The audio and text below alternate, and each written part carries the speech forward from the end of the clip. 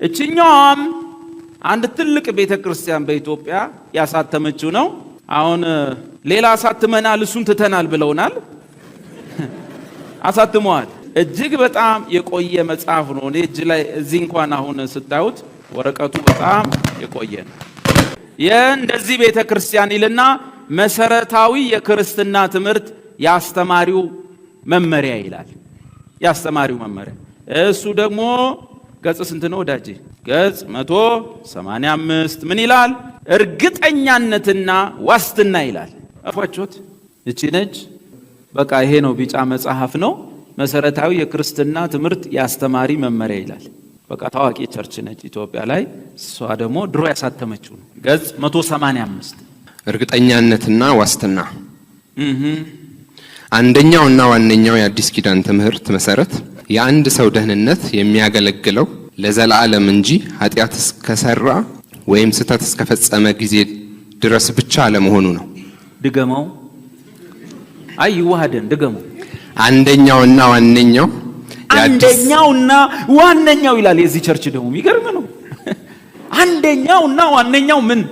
የአዲስ ኪዳን ትምህርት መሰረት የአንድ ሰው ደህንነት የሚያገለግለው ለዘላለም እንጂ ኃጢአት እስከሰራ ወይም ስህተት እስከፈጸመ ጊዜ ድረስ ብቻ አለመሆኑ ነው።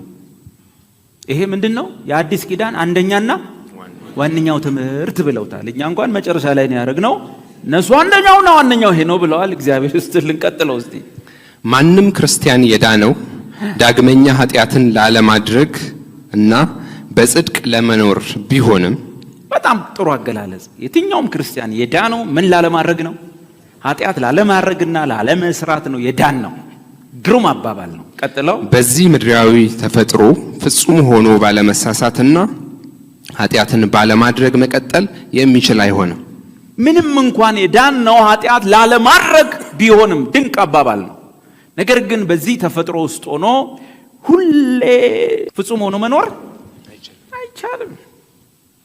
እሺ ይህም ሲባል አንድ ክርስቲያን በጸጋ የዳነ ከሆነ በኃጢአት የመቀጠል ነፃነት አለው ማለት አይደለም። ጎሽ ምን ብለውታል? ዘጉት፣ ቆለፉት። ይሄ ማለት ግን አንድ ክርስቲያን በጸጋ ስለዳንኩኝ ኃጢአት ይስራ ማለት አይደለም። በጣም ቆንጆ። ያም ሆኖ ግን እቺ አንዷ ትምህርት ነች። አንድ ክርስቲያን በጸጋ ስለዳነ ኃጢአት ልስራ ማለት አይችልም። አሁን የወንጌሉ አንዱ ክፍል ይሄ ሲሆን ሙሉ ግን አይደለም። ሙሉ የሚሆነው በጸጋ ድነሃል ብቻ ሳይሆን የሚቀረው ነገር አለ። ያም መሟላት አለበት። ምን?